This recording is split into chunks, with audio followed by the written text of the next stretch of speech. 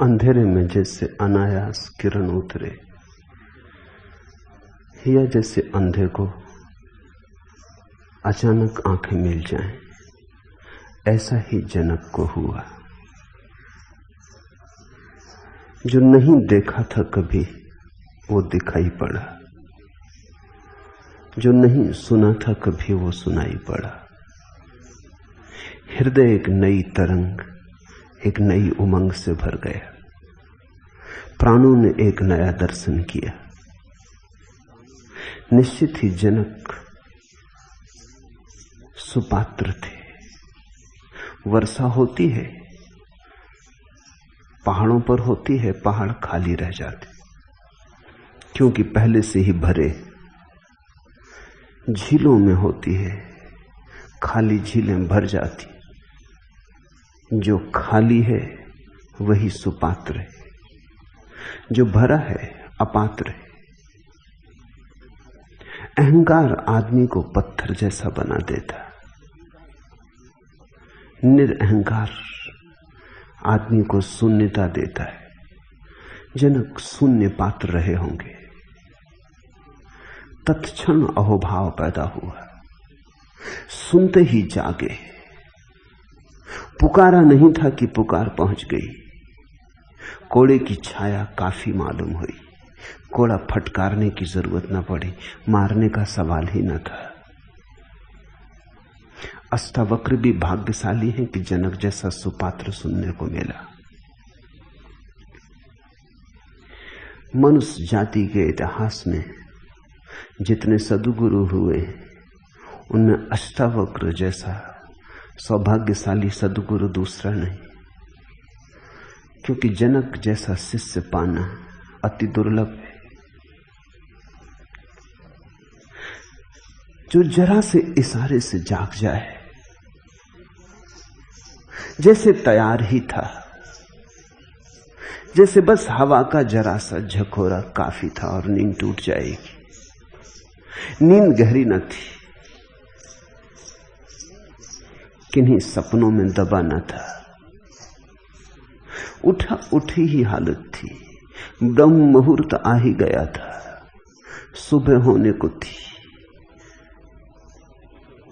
बौद्ध जातकों में कथा है कि बुद्ध जब ज्ञान को उपलब्ध हुए तो 7 दिन चुप रह गए, क्योंकि सोचा बुद्ध ने जो मेरी बात समझेंगे वो मेरे बिना समझाए भी समझ ही लेंगे,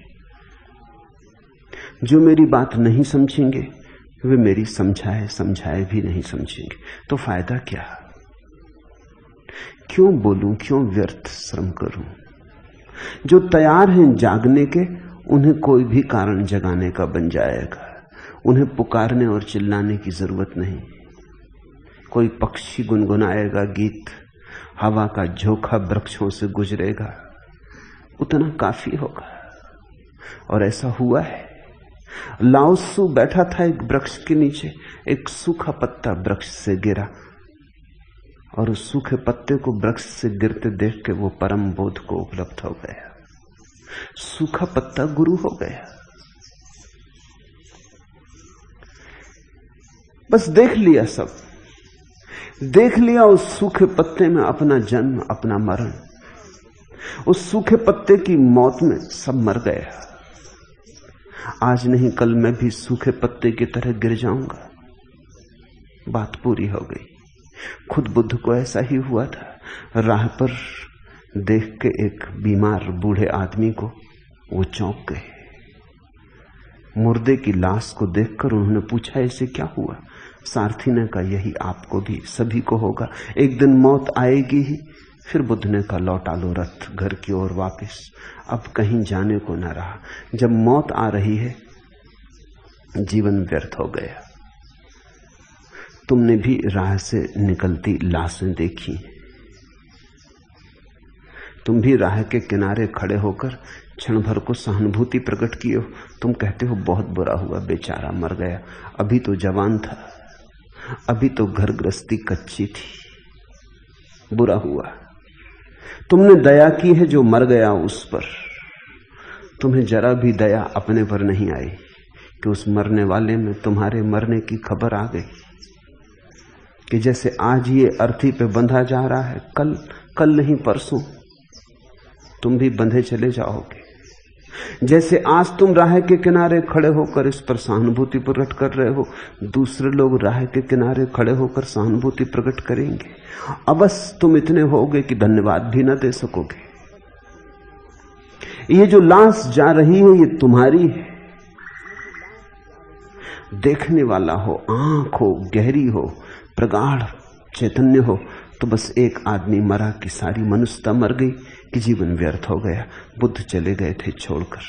तो जब उन्हें बोध हुआ, उन्होंने सोचा कि जिसको जागना है वो बिना किसी के जगाए भी जग जाता है, उसे कोई भी बहाना काफी हो जाता है। कहते हैं एक ज़ेन साधिका कुएं से पानी भर के लौटती थी कि बांस टूट गया, घड़े नीचे गिर गए। पूर्णिमा की रात थी, घड़ों में चांद का प्रतिबिंब बन रहा था। कांवर को लिए घड़ों को लटकाए वो लौटती थी आश्रम की तरफ, देखती घड़ों के जल में चांद के प्रतिबिंब को बनते। घड़े गिरे, चौंक के खड़ी हो गई। घड़ा गिरा, जल बहा, चांद भी बह गया। कहते हैं बस बोध को उत्पन्न हो गई, सम्यक समाधि लग गई, नाचती हुई लौटी। दिखाई पड़ गया कि ये जगत प्रतिबिंब से ज्यादा नहीं है। यहां जो हम बनाए चले जा रहे हैं ये कभी भी टूट जाएगा। ये सब चांद खो जाएंगे, ये सब सुंदर कविताएं खो जाएंगी, ये मनमोहनी सूरतें सब खो जाएंगी। ये सब पानी में बने प्रतिबिंब है। ऐसा दिख गया, बात खत्म हो गई। तो बुद्ध ने सोचा क्या सार है, किससे कहूंगा? जिसे जागना है वो मेरे बिना भी देर अबेर जाग ही जाएगा, थोड़े बहुत समय का अंतर पड़ेगा। और जिसे जागना नहीं है, चीखो चिल्लाओ, वो करवट लेकर सो जाता है। आंख भी खोलता है तो नाराजगी से देखता है कि क्यों नींद खराब कर रहे हो, तुम्हें कोई और काम नहीं? सोयो को सोने नहीं देते, शांति से नींद चल रही, तुम जगाने आ गए। तुम खुद ही किसी को कह दो कि सुबह मुझे जगा देना, जब वो जगाता है तो नाराजगी आती। कहा तुम्ही ने था कि ट्रेन पकड़नी, सुबह जरा जल्दी 4 बजे उठा देना। जगाता है तो मारने की तबीयत होती। इमैनुअल कांट बड़ा विचारक हुआ जर्मनी में। वो रोज 3 बजे रात उठता था, घड़ी के हिसाब से चलते था, घड़ी के कांटे के हिसाब से चलता था। कहते हैं जब वो यूनिवर्सिटी जाता था पढ़ाने तो घरों में लोग अपनी घड़ियां मिला लेते थे, क्योंकि वो नियम से वर्षों से 30 वर्ष निरंतर ठीक मिनट मिनट सेकंड सेकंड के हिसाब से निकला था। लेकिन कभी बहुत सर्दी होती तो अपने नौकर को कह देता कि कुछ भी हो जाए 3 बजे उठाना। अगर मैं मारूं पीटूं भी तो तू फिक्र मत करना, तू भी मारना पीटना मगर उठाना। उसके घर नौकर न टिकते थे, क्योंकि ये बड़ी झंझट की बात थी। 3 बजे उठाएं तो वो बहुत नाराज होता था, न उठाएं तो सुबह जाग के नाराज होता था। और ऐसा नहीं था कि नाराज ही होता था, मारपीट होती। वो भी मारता, नौकर को भी कह रखा था तू फिक्र मत करना, उठना तो 3 बजे है ही, घसीटना उठाना, लेकिन 3 बजे उठा के खड़ा कर देना। तू चिंता ही मत करना कि मैं क्या कर रहा हूं, उस वक्त मैं क्या कहता हूं वो मत सुनना, क्योंकि उस वक्त मैं नींद में होता हूं, उस समय जो मैं कहता हूं वो सुनने की जरूरत नहीं। तो ऐसे लोग भी हैं। बुद्ध ने सोचा क्या सार है, जिसे सोना है वो मेरी चिल्लाहट पर भी सोता रहेगा, जिसे जागना है वो मेरे बिना बुलाए भी जाएगा, जाग ही जाएगा। 7 दिन वो बैठे रहे चुप। फिर देवताओं ने उनसे प्रार्थना की कि आप ये क्या कर रहे हैं। कभी कभी कोई बुद्धत्व को उपलब्ध होता है। भू तरसती है, प्यासे लोग तरसते हैं कि मेघ बना है अब तो बरसेगा। आप चुप हैं, बरसें। फूल खिला है, गंध को बहने दें, ये रसधार बहे। अनेक प्यासे हैं जन्मों जन्मों से, और आपका तर्क हमने सुन लिया हम आपके मन को देख रहे हैं 7 दिन से निरंतर। आप कहते हैं कुछ हैं जो मेरे बिना बुलाए जग जाएंगे और कुछ हैं जो मेरे बुलाए बुलाए ना जगेंगे, इसलिए आप चुप हैं। हम सोच समझ के आए। कुछ ऐसे भी हैं जो दोनों के बीच में खड़े, उनको आप इंकार न कर सकेंगे। अगर कोई जगाएगा तो जग जाएंगे, अगर कोई न जगाएगा तो जन्मों जन्मों तक सोए रह जाएंगे। उन कुछ का ख्याल करें। आप जो कहते हैं वो होंगे 99%, पर 1% उनका भी तो ख्याल करें जो ठीक सीमा पे खड़े। कोई जगा देगा तो जग जाएंगे और कोई न जगाएगा तो सोए रह जाएंगे। बुद्ध को इसका उत्तर न सूझा, इसलिए बोलना पड़ा। देवताओं ने उन्हें राजी कर लिया, उन्होंने बात बेच दी। बुद्ध का ख्याल तो ठीक ही था, देवताओं का ख्याल भी ठीक था। तो 3 तरह के श्रोता हुए। एक जो जगाए जगाए न जगेंगे। दुनिया में अधिक भीड़ उन्हीं लोगों की है। सुनते हैं फिर भी नहीं सुनते, देखते हैं फिर भी नहीं देखते, समझ में आ जाता है फिर भी अपने को समझा बुझा लेते, समझ को लीप पोत देते। समझ में आ जाता है तो भी नासमझी को संभाले रखते। नासमझी के साथ उनका बड़ा गहरा स्वार्थ बन गया है। पुराना परिचय छोड़ते में डर लगता है। फिर दूसरे तरह के श्रोता हैं जो बीच में, कोई थोड़ा श्रम करे, कोई बुद्ध, कोई अष्टावक्र, कोई कृष्ण, तो जग जाएंगे। कृष्ण ऐसे ही श्रोता थे, अर्जुन ऐसे ही श्रोता थे। कृष्ण को मेहनत करनी पड़ी, कृष्ण को लंबी मेहनत करनी पड़ी। उसी लंबी मेहनत से गीता निर्मित हुई। अंत में जाके अर्जुन को लगता है कि मेरे भ्रम दूर हुए, मेरे संशय गिरे, मैं तुम्हारी शरण आता हूं, मुझे दिखाई पड़ गया। लेकिन बड़ी जद्दोजहद हुई, बड़ा संघर्ष चला। फिर और भी श्रेष्ठ श्रोता हैं जनक की तरह, जिनसे कहा नहीं कि उन्होंने सुन लिया। इधर अष्टावक्र ने कहा होगा कि उधर जनक को दिखाई पड़ने लगा। आज के सूत्र जनक के वचन हैं। इतने जल्दी, इतने शीघ्रता से जनक को दिखाई पड़ गया कि अष्टावक्र जो कह रहे हैं बिल्कुल ठीक कह रहे हैं, चोट पड़ गई। तो मैंने कहा वर्षा होती है, कभी ऐसी जमीन पर हो जाती जो पथरीली, तो वर्षा तो हो जाती लेकिन अंकुर नहीं फूटते। फिर कभी ऐसी जमीन पर होती है जो थोड़ी बहुत ककड़ीली है, अंकुर फूटते हैं, जितने फूटने थे उतने नहीं फूटते। फिर कभी ऐसी जमीन पर होती है जो बिल्कुल तैयार थी, जो उपजाऊ है, जिसमें कंकड़ पत्थर नहीं है, बड़ी फसल होती। जनक ऐसी ही भूमि है। इशारा काफी हो गया।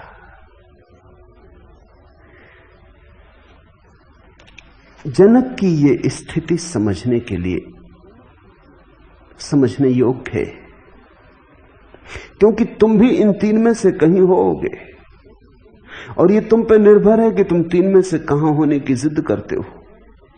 तुम साधारण जन हो सकते हो जिसने जिद कर रखी है कि सुनेगा नहीं,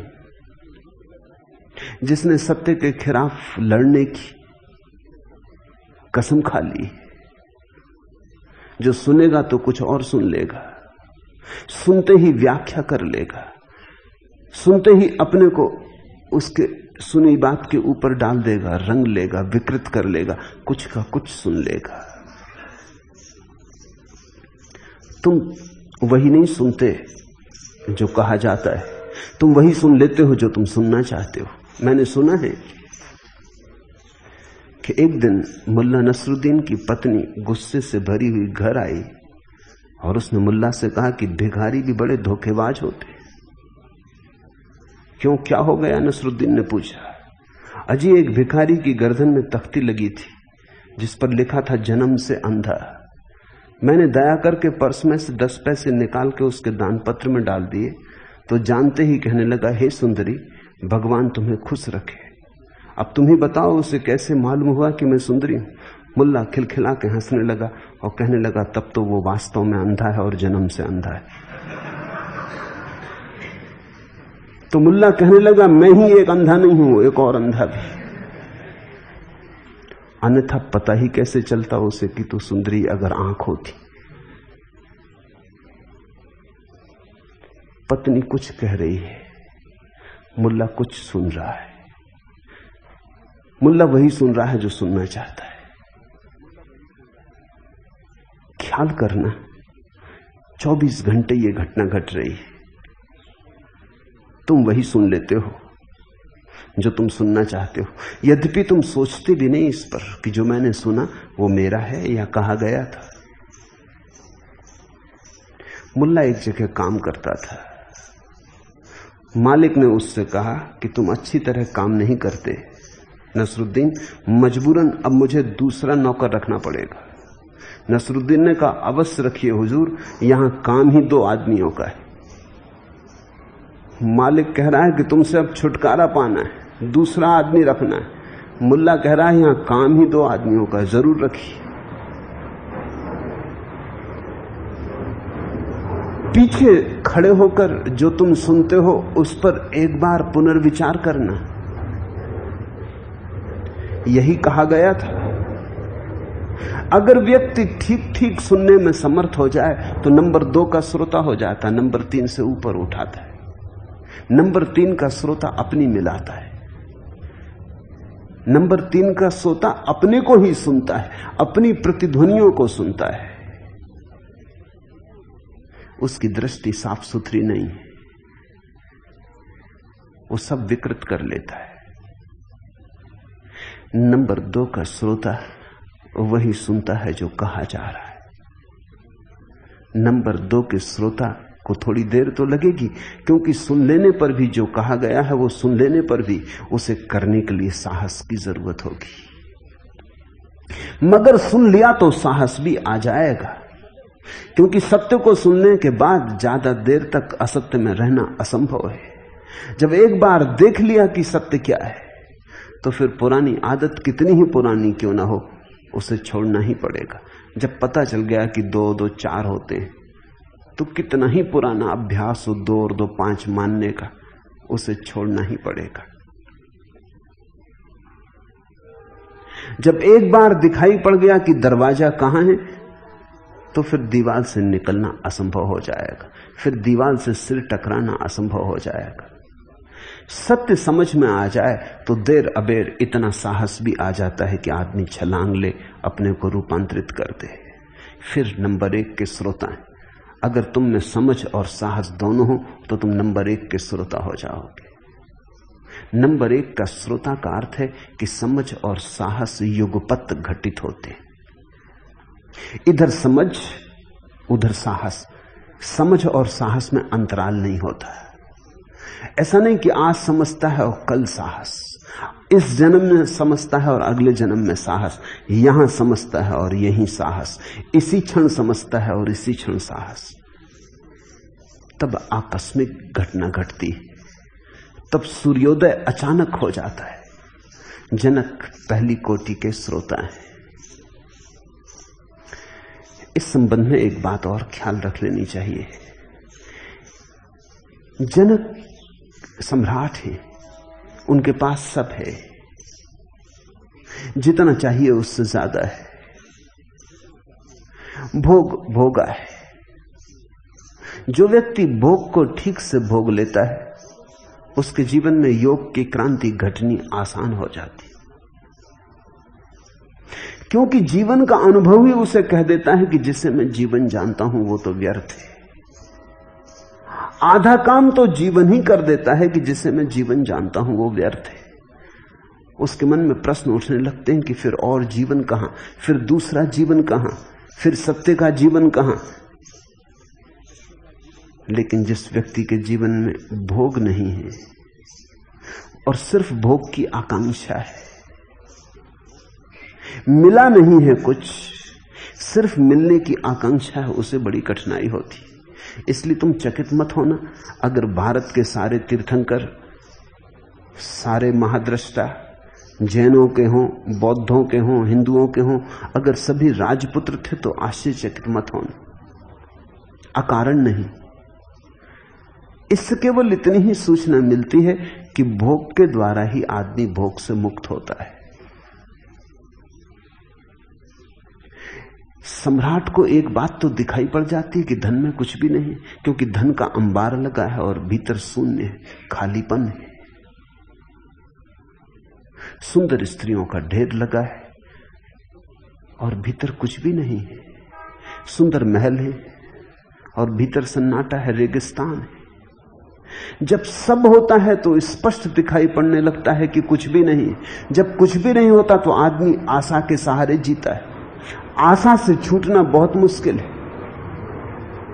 क्योंकि आशा को परखने का कोई उपाय नहीं। गरीब आदमी सोचता है कल धन मिलेगा तो सुख से जीऊंगा। अमीर आदमी को धन मिल चुका है, अब आशा का कोई उपाय नहीं। इसलिए जब भी कोई समाज संपन्न होता है तो धार्मिक होता है। तुम आश्चर्यचकित मत होना अगर अमेरिका में धर्म की हवा जोर से फैलनी शुरू हुई है। ये सदा से हुआ है।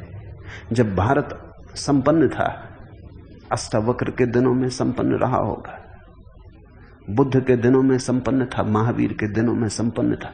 जब भारत अपनी संपन्नता के शिखर पर था, तब योग ने बड़ी ऊंचाइयां ली, तब अध्यात्म ने आखिरी उड़ान भरी, क्योंकि तब लोगों को दिखाई पड़ा कि कुछ भी सार नहीं, सब मिल जाए तो भी कुछ सार नहीं। दीन दरिद्र होता है देश, तब बहुत कठिन होता है।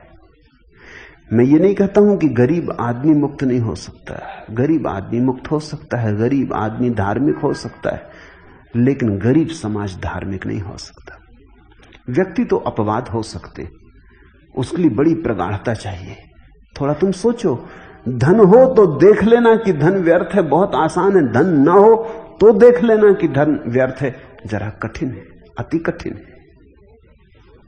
जो नहीं है उसकी व्यर्थता कैसे परखो? तुम्हारे हाथ में सोना हो तो परख सकते हो कि सही है कि खोटा है। हाथ में सोना ना हो, केवल सपने में हो, सपने का सोना कसने को तो कोई कसौटी बनी नहीं। वास्तविक सोना हो तो कसा जा सकता है। गरीब आदमी का धर्म वास्तविक धर्म नहीं होता। इसलिए गरीब आदमी जब मंदिर जाता है तो धन मांगता है, पद मांगता है, नौकरी मांगता है। बीमारी है तो बीमारी कैसे ठीक हो जाए ये मांगता है। बेटे को नौकरी नहीं लगती तो नौकरी कैसे लग जाए ये मांगता है। मंदिर भी एम्प्लॉयमेंट एक्सचेंज रह जाता है। मंदिर में भी प्रेम की और प्रार्थना की सुगंध नहीं उठती। अस्पताल जाना था, मंदिर आ गया है। नौकरी दिलाने वाले दफ्तर जाना था, मंदिर आ गया है। गरीब आदमी मंदिर में भी वही मांगता रहता है जो संसार में उसे नहीं मिल रहा है। जिसका अभाव संसार में हम वही मांगते हैं। लेकिन अगर तुम्हारे जीवन में सब हो, या तुम में इतनी प्रतिभा हो, या तुम में इतनी मेधा हो कि तुम केवल विचार करके जाग सको और देख सको कि सब होगा, तो भी क्या होगा? दूसरों के पास धन है, उन्हें क्या हुआ है? स्वयं के पास ना भी हो तो फिर प्रतिभा चाहिए कि तुम देख सको जो महलों में रह रहे हैं उन्हें क्या हुआ है। उनकी आंखों में तरंगे हैं आनंद की, उनके पैरों में नृत्य है, उनके आसपास गंध है परमात्मा की। जब उनको नहीं हुआ तो तुम्हें कैसे हो जाएगा? लेकिन ये थोड़ा कठिन है। अधिक लोग तो ऐसे हैं कि उनके पास खुद ही धन होता है तो नहीं दिखाई पड़ता कि धन व्यर्थ है। तो फिर ये सोचना कि जब धन ना होगा तब दिखाई पड़ जाएगा, पड़ सकता है, संभावना तो है, पर बड़ी दूर की संभावना है।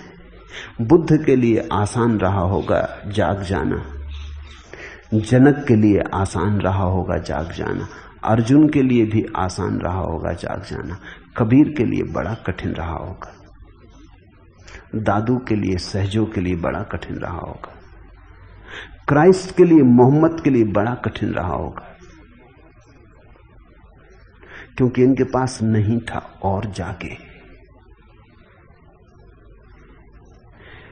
जीवन में जो हमारे पास नहीं है उसकी कामना हमें घेरती, उसकी कामना हमें पकड़े रहती। कल रात में गीत पढ़ता था,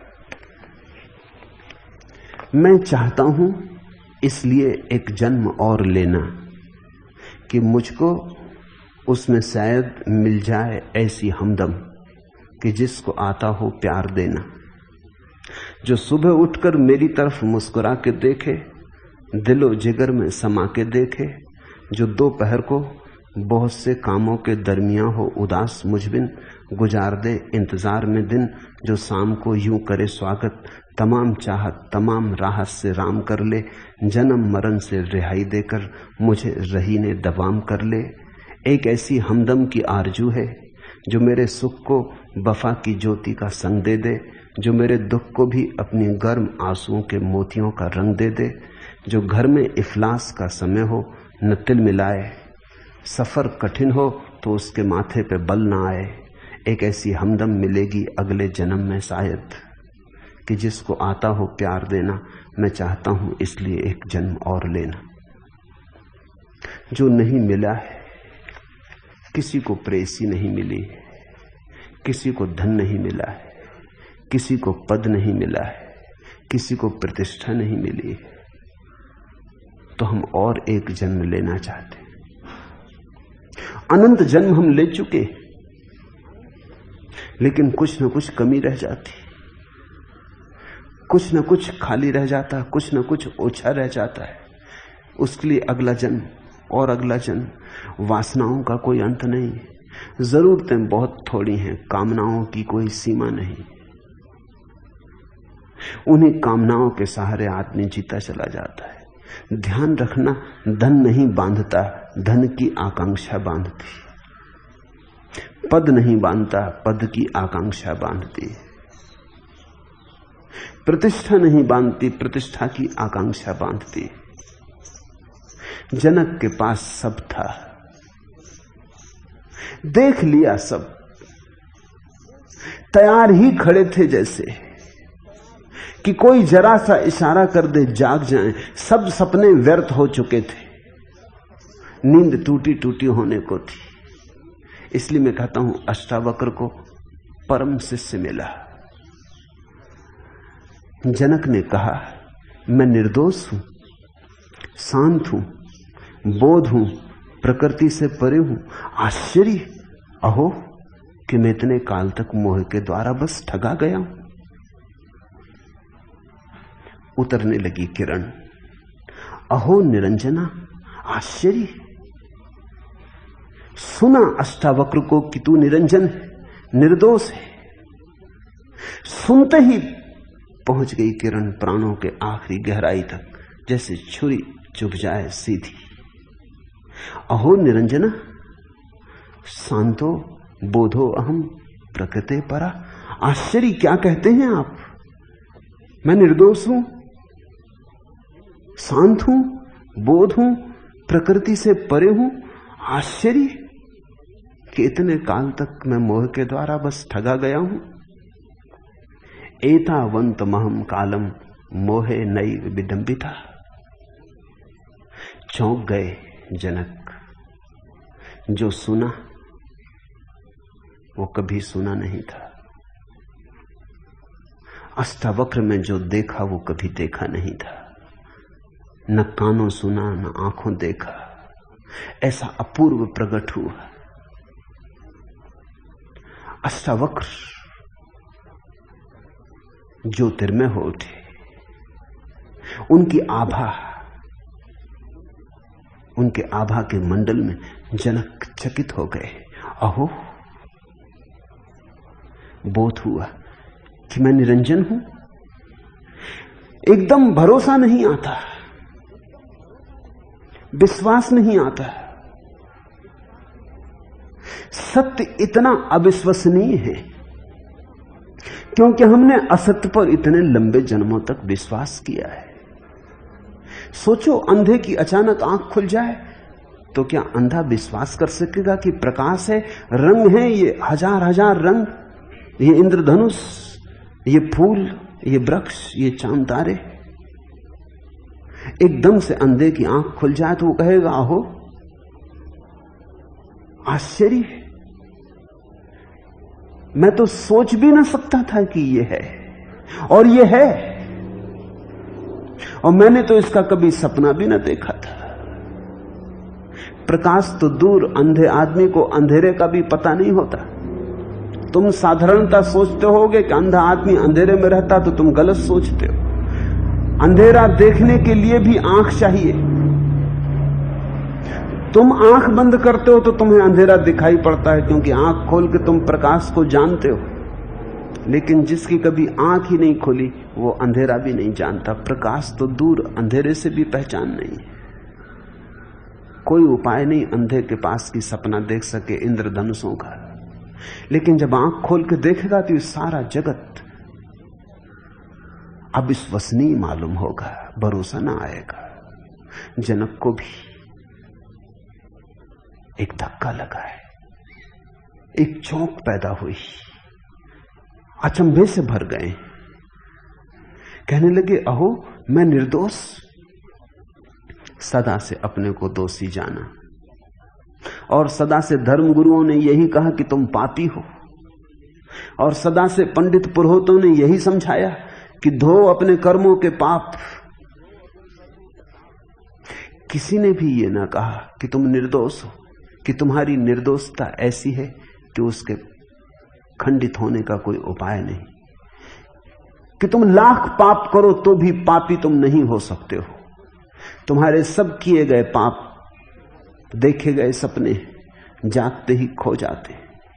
न पुण्य तुम्हारा है न पाप तुम्हारा है, क्योंकि कर्म तुम्हारा नहीं, कृत्य तुम्हारा नहीं, क्योंकि कर्ता तुम नहीं हो, तुम केवल दृष्टा साक्षी हो। मैं निर्दोष हूं? चौंक कर जनक ने कहा मैं शांत हूं, क्योंकि जानी तो है केवल अशांति। तुमने कभी शांति जानी? साधारणता तुम कहते हो कि हां, लेकिन बहुत गौर करोगे तो तुम पाओगे जिसे तुम शांति कहते हो वो केवल दो अशांतियों के बीच का थोड़ा सा समय।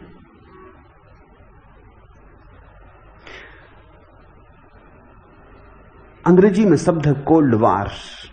वो शब्द बड़ा अच्छा है, ठंडा युद्ध। दो युद्धों के बीच में ठंडा युद्ध चलता है, दो गर्म युद्ध, बीच में ठंडा युद्ध, मगर युद्ध तो जारी रहता है। पहला महायुद्ध खत्म हुआ, दूसरा महायुद्ध शुरू हुआ, कई वर्ष बीते, कोई 20 वर्ष बीते, लेकिन वो 20 वर्ष ठंडे युद्ध के। लड़ाई तो जारी रहती, युद्ध की तैयारी जारी रहती। हां, लड़ाई अब प्रकट नहीं होती, भीतर भीतर होती, अंडरग्राउंड होती, जमीन के भीतर दबी होती। अभी ठंडा युद्ध चल रहा है दुनिया में, लड़ाई की तैयारियां चल रही हैं, सैनिक कवायतें कर रहे हैं, बम बनाए जा रहे हैं, बंदूकों पर पालिश चढ़ाया जा रहा है, तलवारों पर धार रखी जा रही। ये ठंडी लड़ाई है, युद्ध जारी है। ये किसी भी दिन भड़केगा, किसी भी दिन युद्ध खड़ा हो जाएगा। जिसको तुम शांति कहते हो वो ठंडी अशांति। कभी उत्तप्त हो जाते हो तो गर्म अशांति। दो गर्म अशांतियों के बीच में जो थोड़े से समय बीतते हैं, जिनको तुम शांति के कहते हो वो शांति के नहीं है, वो केवल ठंडी अशांति के। पारा बहुत ऊपर नहीं चढ़ा है, ताप बहुत ज्यादा नहीं है, संभाल पाते हो इतना है, लेकिन शांति तुमने जानी नहीं। दो अशांतियों के बीच में कहीं शांति हो सकती है और दो युद्धों के बीच में कहीं शांति हो सकती है। शांति जिसने जानी उसकी अशांति सदा के लिए समाप्त हो जाती है। तुमने शांति जानी नहीं, शब्द सुना है। अशांति तुम्हारा अनुभव है, शांति तुम्हारी आकांक्षा है, आशा है। तो जनक कहने लगे मैं शांत हूं, बोध हूं, क्योंकि जाना तो सिर्फ मूर्छा को है। तुम इतने काम कर रहे हो, सब मूर्छित है। तुम्हें अगर कोई ठीक ठीक पूछे तो तुम एक बात का भी उत्तर न दे पाओगे। कोई पूछे कि इस स्त्री के प्रेम में क्यों पड़ गए, तो तुम कहोगे पता नहीं, पड़ गए, ऐसा हो गया। ये कोई उत्तर हुआ? प्रेम जैसी बात के लिए ये उत्तर हुआ कि हो गया, बस घटना घट गई, पहली दृष्टि में ही प्रेम हो गया, देखते ही प्रेम हो गया। तुम्हें पता है ये प्रेम तुम्हारे भीतर कहां से उठा, कैसे आया, कुछ भी पता नहीं। फिर इस प्रेम से तुम चाहते हो कि जीवन में सुख आए। इस प्रेम का ही तुम्हें पता नहीं कहां से आता है, किस अचेतन के तल से उठता है, कहां इसका बीज है, कहां से अंकुरित होता है। फिर तुम कहते हो इस प्रेम से जीवन में सुख मिले। सुख नहीं मिलता, दुख मिलता है, कलह मिलती है, वैमनस्य मिलता है, ईर्षा जलन मिलती। तो तुम तड़फते हो, तुम कहते हो ये क्या हुआ, ये प्रेम सब धोखा निकला, पहले ही से मूर्छा थी। तुम दौड़े जा रहे हो, धन कमाना है। तुमसे कोई पूछे किस लिए, शायद तुम कुछ छोटे मोटे उत्तर दे सको। तुम कहोगे बिना धन के कैसे जिएंगे, लेकिन ऐसे लोग हैं जिनके पास जीने के लिए काफी है, वो भी दौड़े जा रहे हैं। और तुम भी पक्का मानना, जिस दिन इतना कमा लोगे कि रुक सकते हो, फिर भी रुक ना सकोगे, फिर भी तुम दौड़े जाओगे। एंड्रू कार्नेगी मरा तो 10 अरब रुपए छोड़ के मरा, लेकिन मरते वक्त भी कमा रहा था। मरने के 2 दिन पहले उसके सेक्रेटरी ने पूछा कि आप तो तृप्त होंगे, 10 अरब रुपए। उसने कहा तृप्त, मैं बहुत अशांति में मर रहा हूं, क्योंकि मेरी योजना 100 अरब रुपए कमाने की थी। अब जिसके 100 अरब रुपए कमाने की योजना थी 10 अरब, 90 अरब का घाटा है। उसका घाटा तो देखो, तुम 10 अरब देख रहे हो, 10 अरब तो 10 पैसे हो गए। 10 अरब का कोई मूल्य ही ना रहा। न तो खा सकते हो 10 अरब रुपयों को, न पी सकते हो, कोई उनका उपयोग नहीं है। मगर एक दफा दौड़ शुरू हो जाती तो चलती जाती। तुम पूछो अपने से किस लिए दौड़ रहे हो, तुम्हारे पास उत्तर नहीं। मूर्छा है, पता नहीं क्यों दौड़ रहे हैं, पता नहीं कहां जा रहे हैं, किस लिए जा रहे हैं। न जाएं तो क्या करें, रुकें तो कैसे रुकें, रुकें तो किस लिए रुकें, उसका भी कुछ पता नहीं। आदमी ऐसे चल रहा है जैसे नशे में चल रहा हो। हमारे जीवन के छोर हमारे हाथ में नहीं, हम बोधहीन हैं। गुरजीएफ कहता था हम करीब करीब नींद में चल रहे हैं। आंख खुली है माना, मगर नींद नहीं टूटी, आंखें नींद से भरी हैं। कुछ होता है, कुछ करते रहते हैं, कुछ चलता जाता है। क्यों क्यों पूछने से हम डरते हैं, क्योंकि उत्तर तो नहीं। ऐसे प्रश्न उठाने से बेचैनी आती। जनक ने कहा मैं बोध हूं, अहम अहो निरंजना शांतो बोधो अहम। और इतना ही नहीं, आप कहते हैं प्रकृति से परे हो, प्रकृति परा, शरीर नहीं हो, मन नहीं हो, ये जो दिखाई पड़ता है ये नहीं हो, ये जो दृश्य है ये नहीं हो, दृष्टा हो, सदा पार हो, प्रकृति के पार, सदा अतिक्रमण करने वाले हो। इसे समझना, ये अष्टावक्र का मौलिक उपाय है, मौलिक विधि है, अगर विधि कह सके। प्रकृति के पर हो जाना। जो भी दिखाई पड़ता है वो मैं नहीं हूं, जो भी अनुभव में आता है वो मैं नहीं हूं, क्योंकि जो भी मुझे दिखाई पड़ता है मैं उससे पार हो गया।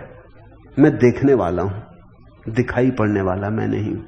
जो भी मेरे अनुभव में आ गया मैं उसके पार हो गया, क्योंकि मैं अनुभव का दृष्टा हूं। अनुभव कैसे हो सकता हूं? तो न मैं देह हूं, न मन हूं, न भाव हूं, न हिंदू, न मुसलमान, न ईसाई, न ब्राह्मण, न शूद्र, न बच्चा, न जवान, न बूढ़ा, न सुंदर, न असुंदर, न बुद्धिमान, न बुद्धू। मैं कोई भी नहीं हूं, सारी प्रकृति के परे हूं। ये किरण उतरी जनक के हृदय में। आश्चर्य से भर गई, चकित कर गई, चौंका गई। आंखें खुली पहली दफा। आश्चर्य कि मैं इतने काल तक मोह के द्वारा बस ठगा गया हूं, कि अब तक जो भी मैंने बसाया था, जो भी मैंने चाहा था, जो भी सुंदर सपने मैंने देखे, वो सब मोह निद्रा थी। वो सब सपने ही थे, नींद में उठे हुए ख्याल थे, उनका कोई भी अस्तित्व नहीं है। अहो अहम एतावंतम कालम मोहेन एव विडंबिता। आप मुझे चौंकाते हैं, आपने मुझे हिला दिया। तो ये गिर गए सारे भवन जो मैंने बनाए थे, और ये सारे साम्राज्य जो मैंने फैलाए थे, सब मोह की विडंबना थी। समझने की कोशिश करना, अगर तुम भी सुनोगे तो ऐसा ही होगा। अगर तुम भी सुन सकोगे तो ठीक ऐसा ही होगा। तुम्हारा किया कराया सब व्यर्थ हो जाएगा, पाया नहीं पाया सब व्यर्थ हो जाएगा। मुल्ला नसरुद्दीन एक रात नींद में बड़बड़ा रहा था। आंख खोल के अपनी पत्नी से बोला, जल्दी चश्मा ला। पत्नी ने कहा, चश्मा क्या करोगे आधी रात में बिस्तर पर? उसने कहा, देर मत कर, जल्दी चश्मा ला। एक सुंदर स्त्री दिखाई पड़ रही है सपने में, तो ठीक से देखना चाहता हूं चश्मा लगाकर। थोड़ा धुंधला धुंधला है सपना। सपने को भी तुम सत्य बनाने की चेष्टा में लगे रहते हो। किसी तरह सपना सत्य हो जाए। तुम चाहते नहीं कि कोई तुम्हारे सपने को सपना कहे, तुम नाराज होते हो। संतों को हमने ऐसे ही थोड़ी जहर दिया, ऐसे ही थोड़ी पत्थर मारे, उन्होंने हमें खूब नाराज किया। हम सपना देखते थे, वो हमें हिलाने लगे। हम गहरी नींद में थे, वो हमें जगाने लगे। हमसे बिना पूछे हमारी नींद तोड़ने लगे, अलार्म बजाने लगे।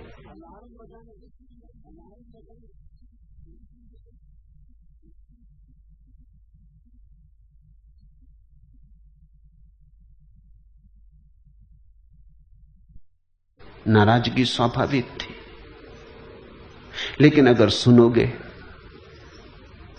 तो तुम कृतज्ञ हो जाओगे। तुम सदा के लिए कृतज्ञता का अनुभव करोगे। ख्याल करो, कृष्ण की गीता में जब कृष्ण बोलते हैं तो अर्जुन प्रश्न उठाता है। अष्टावक्र की गीता में अष्टावक्र बोले, जनक कोई प्रश्न नहीं उठाया। जनक ने सिर्फ अहोभाव प्रकट किया।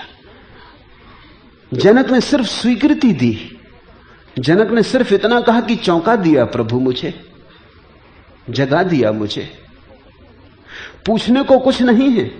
जनक को प्रतीत होने लगी कि मैं निर्दोष हूं, कि मैं शांत हूं, कि मैं बोध हूं, प्रकृति से परे हूं। यह हमें कठिन लगता है, इतने जल्दी हो गया। हमें लगता है थोड़ा समय लगना चाहिए। हमें बड़ी हैरानी होती है, इतनी शीघ्रता से, इतनी त्वरा से घटना घटी। ज़ैन फकीरियों के जीवन में बहुत से उल्लेख हैं। अब ज़ैन पर किताबें पश्चिम में, पूरब में सब तरफ फैलनी शुरू हुई, तो लोग पढ़ के बड़े हैरान होते हैं, क्योंकि उनमें ऐसे हजारों उल्लेख हैं, जबकि बस क्षण भर में फकीर जाग गया और बोध को उपलब्ध हो गया। हमें भरोसा नहीं आता, क्योंकि हम तो बड़े उपाय करते हैं, फिर भी बोध को उपलब्ध नहीं होते। श्रम करते हैं, फिर भी ध्यान नहीं लगता। जब करने बैठते हैं, तब करने बैठते हैं, मन उचाट रहता है। और ये जनक एक क्षण में जाग ही गए। तो कभी कभी ऐसा होता है, तुम्हारी पात्रता पर निर्भर है। तुम्हारी पात्रता में जितनी कमी होगी उतनी देर लग जाएगी।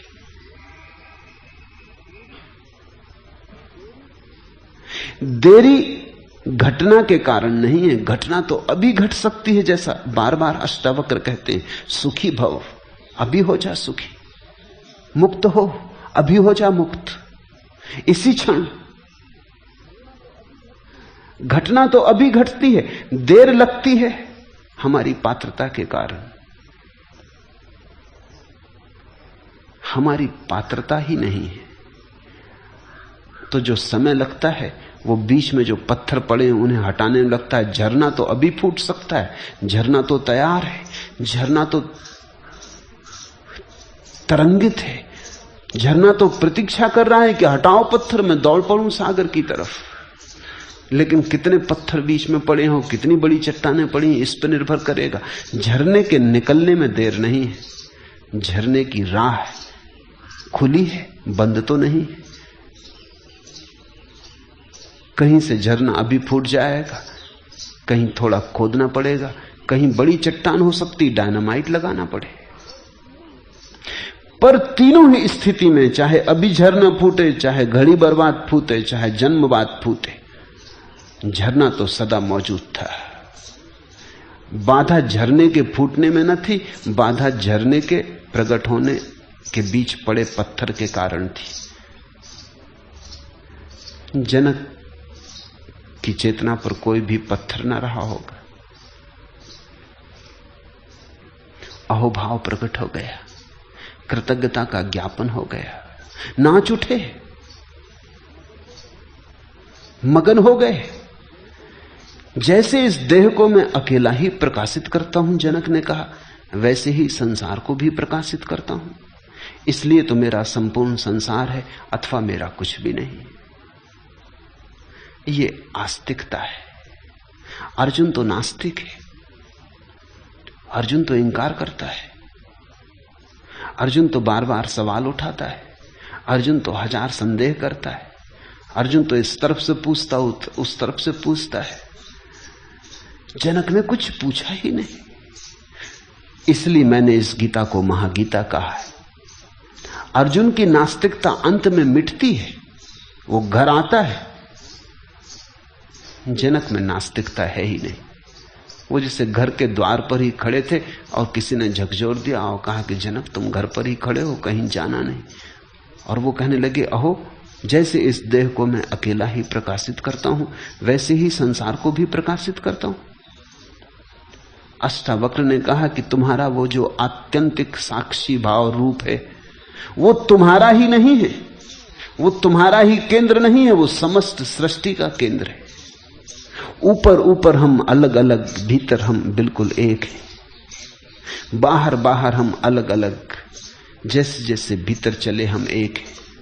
जैसे लहरें अलग अलग हैं सागर की छाती पर, लेकिन सागर के गहनतम में तो सारी लहरें एक हैं। ऊपर एक लहर छोटी, एक लहर बड़ी, एक लहर सुंदर, एक लहर कुरूप, एक लहर गंदी, एक लहर स्वच्छ। ऊपर बड़े भेद हैं, लेकिन सागर में सब जुड़ी हैं। जिसको केंद्र का स्मरण आया, उसका व्यक्तित्व गया, फिर वो व्यक्ति नहीं रह जाता। तो जनक कहते हैं, जैसे इस देह को मैं अकेला प्रकाशित करता हूं, वैसे ही सारे संसार को भी प्रकाशित करता हूं। क्या कह रहे हैं आप? भरोसा नहीं आता। कल एक युवक रात्रि मुझे आके कहा कि जो हुआ है ध्यान में, उस पर भरोसा नहीं आता। ठीक, जब कुछ होता है तो ऐसा ही होता है, भरोसा नहीं आता। हमारा भरोसा ही छोटी चीजों पर, क्षुद्र पर। जब विराट घटता है तो भरोसा आएगा कैसे? जब परमात्मा तुम्हारे सामने खड़ा होगा तो तुम आश्चर्यचकित और अवाक रह जाओगे।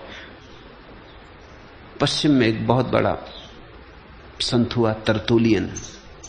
उसका वचन है, किसी ने पूछा कि तरतुलियन, ईश्वर के लिए कोई प्रमाण है? उसने कहा, एक ही प्रमाण, ईश्वर है क्योंकि वो भरोसे योग्य नहीं।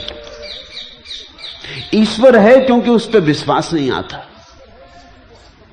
ईश्वर है क्योंकि वो असंभव है। ये बड़ी अनूठी बात तरतुलियन ने कही। ईश्वर है क्योंकि असंभव है। संभव तो संसार है, ईश्वर असंभव है। संभव तो क्षुद्र है, विराट तो असंभव है, लेकिन असंभव भी घटता है। तरतुलियन बोला, तुम राजी हो जाओ असंभव को, तो असंभव भी घटता है। जब घटता है तो बिल्कुल भरोसा नहीं आता, तुम्हारी सारी जड़ें उखड़ जाती हैं, भरोसा कहां आएगा। तुम मिट जाते हो जब घटता है, तो भरोसा किसको आएगा। तुम बिखर जाते हो जब घटता है। तुम अब तक अंधेरे जैसे हो, जब उसका सूरज निकलेगा तो तुम विसर्जित हो जाओगे। जनक कहने लगा, इसलिए तो या तो संपूर्ण संसार मेरा है या मेरा कुछ भी नहीं। ये दो ही बातें संभव है, इससे बीच में कोई भी दृष्टि हो तो भ्रांत है। या तो संपूर्ण संसार मेरा है क्योंकि मैं परमात्मा का हिस्सा हूं, चूंकि मैं परमात्मा हूं, चूंकि मैं सारे संसार का केंद्र हूं, चूंकि मेरा साक्षी सारे संसार का साक्षी है, तो या तो सारा संसार मेरा है, एक संभावना, या फिर मेरा कुछ भी नहीं, क्योंकि मैं हूं ही कहां। साक्षी में मैं तो नहीं बचता, सिर्फ साक्षी भाव बचता है। वहां दावेदार तो बचता नहीं। कौन दावा करेगा कि सब मेरा है। तो जनक कहते हैं दो संभावनाएं, ये दो अभिव्यक्तियां हैं धर्म की, या तो पूर्ण या शून्य। कृष्ण ने चुना पूर्ण, उपनिषदों ने चुना पूर्ण। उस पूर्ण से ही सब निकलता, फिर भी पीछे पूर्ण शेष रह जाता है। उस पूर्ण में ही सब लीन होता, फिर भी पूर्ण ना घटता ना बढ़ता। उपनिषदों ने, कृष्ण ने, हिंदुओं ने, सूफियों ने चुना पूर्ण, बुद्ध ने चुना शून्य। ये जो जनक ने वचन कहा कि इसलिए या तो सब मेरा है, मैं पूर्ण हूं, पूर्ण परात्पर ब्रह्म हूं, और या फिर कुछ भी मेरा नहीं, मैं परम शून्य हूं। ये दोनों बातें ही सच हैं। बुद्ध का वक्तव्य अधूरा है, कृष्ण का वक्तव्य भी अधूरा है। जनक के इस वक्तव्य में पूरी बात हो जाती है। जनक कहते हैं दोनों बातें कही जा सकती।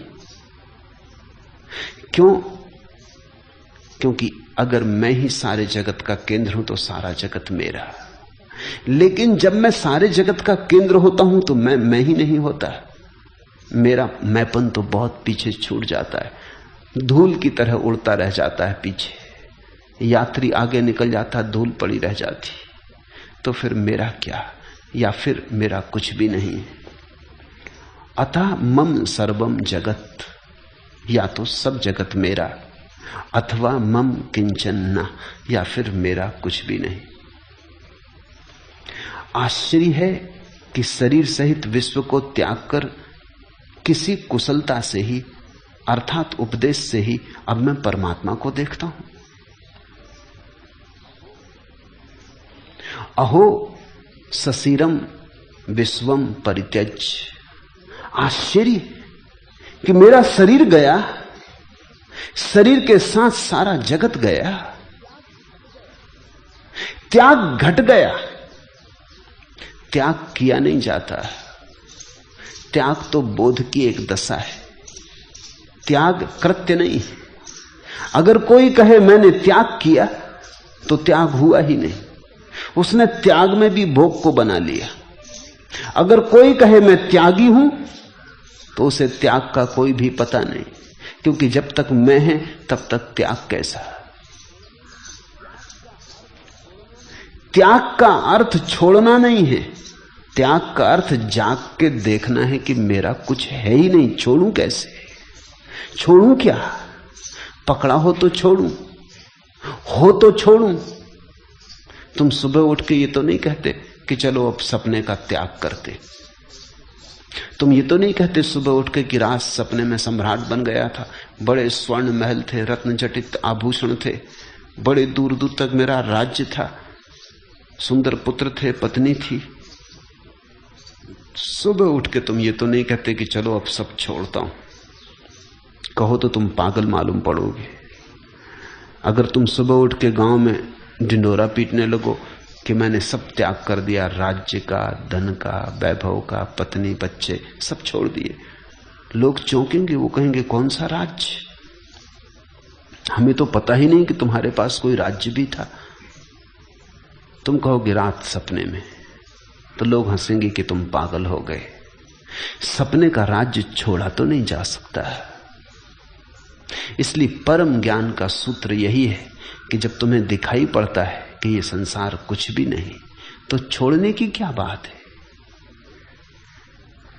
लेकिन लोग हैं जो हिसाब रखते हैं कि कितना छोड़ा। एक मित्र मुझे मिलने आए थे, उनकी पत्नी भी साथ थी। मित्र का नाम है बड़े दानियों में। तो मित्र की पत्नी कहने लगी कि शायद आपको मेरे पति से परिचय नहीं, ये बड़े दानी है, कोई लाख रुपया दान कर दिया। पति ने जल्दी से पत्नी के हाथ पे कहा कि लाख नहीं, 1,10,000। ये दान ना हुआ, ये हिसाब हुआ, ये सौदा हुआ, ये कौड़ी कौड़ी का हिसाब चल रहा है। अगर कहीं इनको परमात्मा मिल गया तो उनकी गर्दन पकड़ लेंगे कि 1,10,000 दिया था, बदले में क्या देते हो, बोलो। दिया भी इसीलिए है कि शास्त्र कहते हैं कि यहां 1-2 वहां करोड़ गुना मिलता है। ऐसा धंधा कौन छोड़ेगा? करोड़ गुना सुना है, ब्याज। कोई धंधा देखा? जुआड़ी भी इतने बड़े जुआड़ी नहीं, करोड़ गुना तो वहां भी नहीं मिलता। ये तो जुआरीपन हुआ। इस आशा में छोड़ा है कि लाख छोड़ेंगे तो करोड़ गुना मिलेगा। ये लोभ का ही विस्तार हुआ। और लाख का हिसाब तो रुपए का मूल्य अभी समाप्त नहीं हुआ है।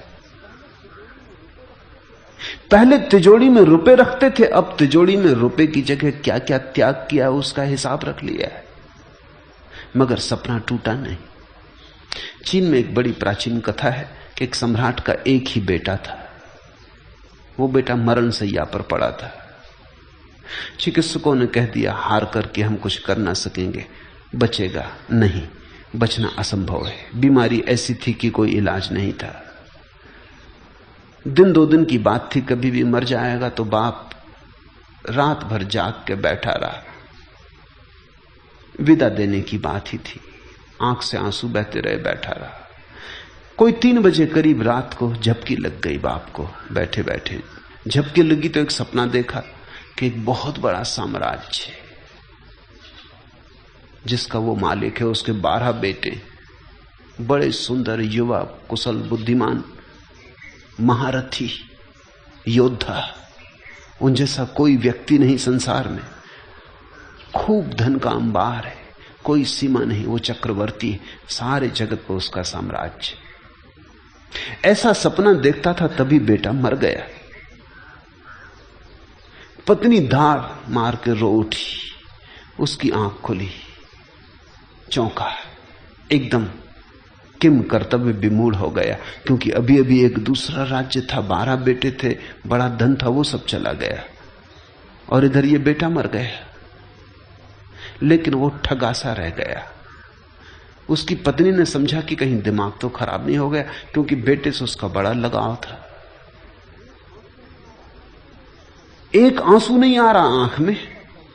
बेटा जिंदा था तो रोता था उसके लिए, बेटा मर गया तो रो नहीं रहा बाप। पत्नी ने उसे हिलाया और कहा तुम्हें कुछ हो तो नहीं गया, रोते क्यों नहीं? उसने कहा किस किस के लिए रो, 12 अभी थे वो मर गए, बड़ा साम्राज्य था वो चला गया, उनके लिए रोऊं कि इसके लिए रोऊं? अब मैं सोच रहा हूं कि किस किस के लिए रो। जैसे 12 गए वैसे 13 गए। बात समाप्त हो गई। उसने कहा कि वो भी एक सपना था, ये भी एक सपना है। क्योंकि जब उस सपने को देख रहा था तो इस बेटे को बिल्कुल भूल गया था। ये राज तू सब भूल गए थे। अब वो सपना टूट गया तो तुम याद आ गए हो। आज रात फिर सो जाऊंगा, फिर तुम भूल जाओगे। तो जो आता जाता है, अभी है अभी नहीं है, अब दोनों ही गए। अब मैं सपने से जागा, अब किसी सपने में ना रमूंगा। हो गया बहुत, समय आ गया, फल पक गया, गिरने का वक्त। जनक कहते हैं आश्चर्य कि शरीर सहित विश्व को त्याग कर क्या घट गया। अभी इंच भर भी हिले नहीं, जहां है वहीं है, उसी राजमहल में जहां अष्टावक्र को ले आए थे निमंत्रण देकर, बिठाया था सिंहासन पर, वहीं बैठे हैं अष्टावक्र के सामने। कहीं कुछ गए नहीं, राज्य चल रहा है, धन वैभव है, द्वार पर द्वारपाल खड़े हैं, नौकर सेवक पंखा झलते होंगे, सब कुछ ठीक वैसा का वैसा है, तिजोरी अपनी जगह, धन अपनी जगह। लेकिन जनक कहते हैं आश्चर्य, त्याग घट गया।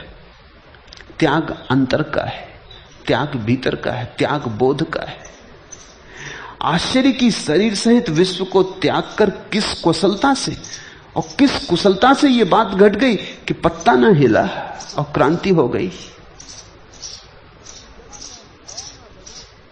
कि जरा सा घाव ना बना और सर्जरी पूरी हो गई। किस कुशलता से। कैसा तुम्हारा उपदेश। अब मैं परमात्मा को देखता हूं, संसार दिखाई ही नहीं पड़ रहा है। सारी दृष्टि रूपांतरित हो गई। ये अत्यंत मूल्यवान सूत्र है। तुम जहां हो वहीं रहते, तुम जैसे हो वैसे ही रहते, क्रांति घट सकती है। कोई हिमालय भाग जाने की जरूरत नहीं है, संन्यास पलायन नहीं है, भगोड़ापन नहीं। पत्नी है, बच्चे हैं, घर द्वार है, सब वैसा ही रहेगा। किसी को कानों कान खबर भी ना होगी और क्रांति घट जाएगी। ये भीतर की बात है। तुम ही चकित हो जाओगे कि ये हुआ क्या। अब पत्नी अपनी नहीं मालूम होगी, अब बेटा अपना नहीं मालूम होगा, मकान अपना नहीं मालूम होगा। अब भी तुम रहोगे, अब अतिथि की तरह रहोगे। सराय हो गई, घर वही है, सब वही है। करोगे काम, उठोगे बैठोगे, दुकान दफ्तर जाओगे, श्रम करोगे, पर अब कोई चिंता नहीं पकड़ती। एक बार ये बात दिखाई पड़ जाए कि यहां सब खेल है, बड़ा नाटक है, तो क्रांति घट जाती। मुझसे एक अभिनेता पूछते थे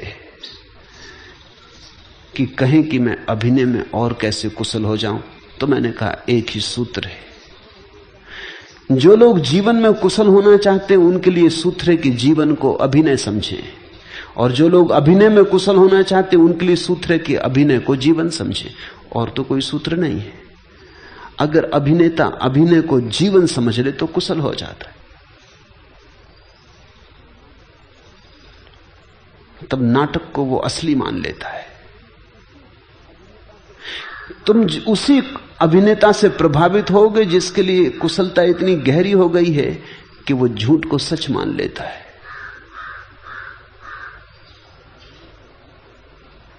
अगर अभिनेता झूठ को सच न मान पाए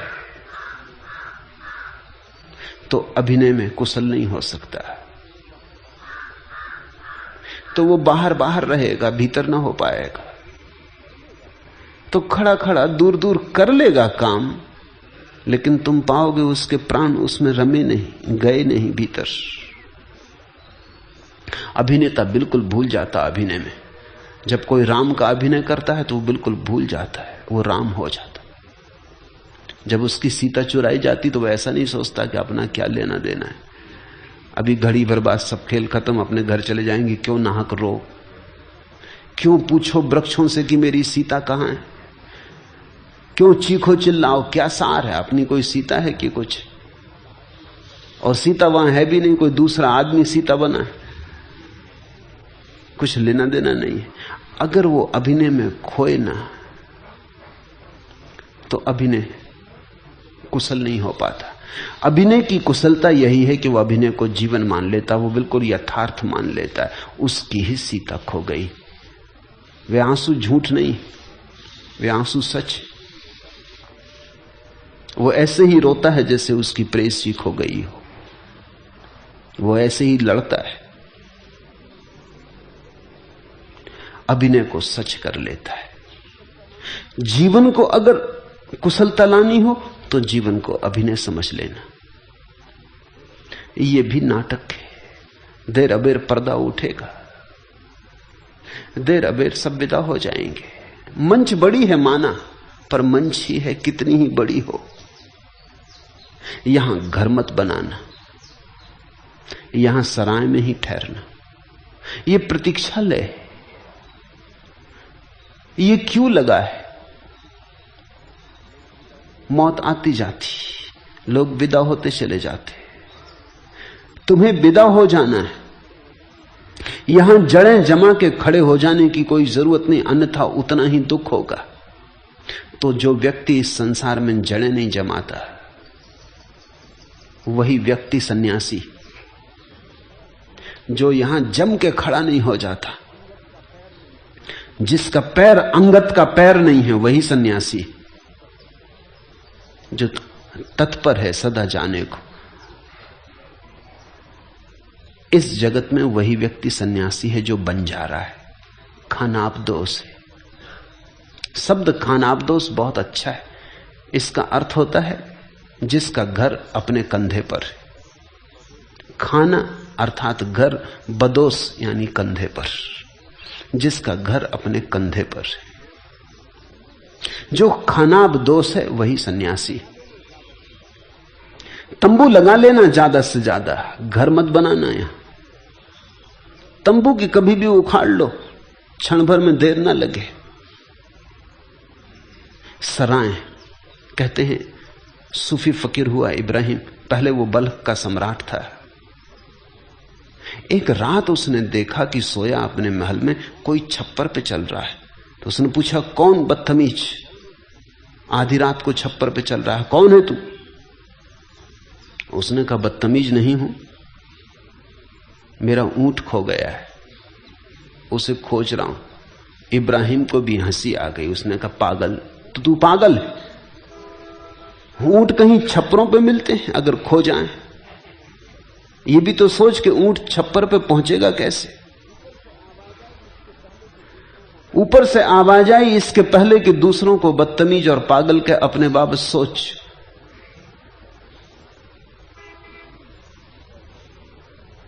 धन में, वैभव में, सुरा संगीत में सुख मिलता है।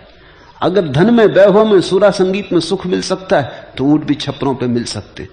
इब्राहिम चौंका। आधी रात थी, वो उठा, भागा। उसने आदमी दौड़ाया कि पकड़ो इस आदमी को, ये कुछ जानकार आदमी मालूम होता। लेकिन तब तक वो आदमी निकल गया। इब्राहिम ने आदमी छुड़वा रखे राजधानी में कि पता लगाओ कौन आदमी था। कोई पहुंचा हुआ फकीर मालूम होता। क्या बात कही, किस प्रयोजन से कही। लेकिन रात भर इब्राहिम फिर सो ना सका। दूसरे दिन सुबह जब वो दरबार में बैठा था तो उदास था, मलिन चित्त था, क्योंकि बात तो उसको चोट कर गई। जनक जैसा आदमी रहा होगा, चोट कर गई कि बात तो ठीक ही कहता है। अगर ये आदमी पागल है तो मैं कौन सा बुद्धिमान हूं? किसको मिला है सुख संसार में? यही तो मैं भी खोज रहा हूं। सुख संसार में मिलता नहीं, और अगर मिल सकता है तो फिर ऊंट भी मिल सकता है। फिर असंभव घटता है, फिर कोई अड़चन नहीं है। पर यह आदमी कौन है? कैसे पहुंच गया छप्पर पर? फिर कैसे भाग गया? कहां गया? वो चिंता में बैठा है दरबार में। दरबार चल रहा है, काम की बातें चल रही हैं, लेकिन आज उसका मन यहां नहीं। मन कहीं उड़ गया। मन पक्षी किसी दूसरे लोक में जा चुका है। जैसे त्याग घट गया।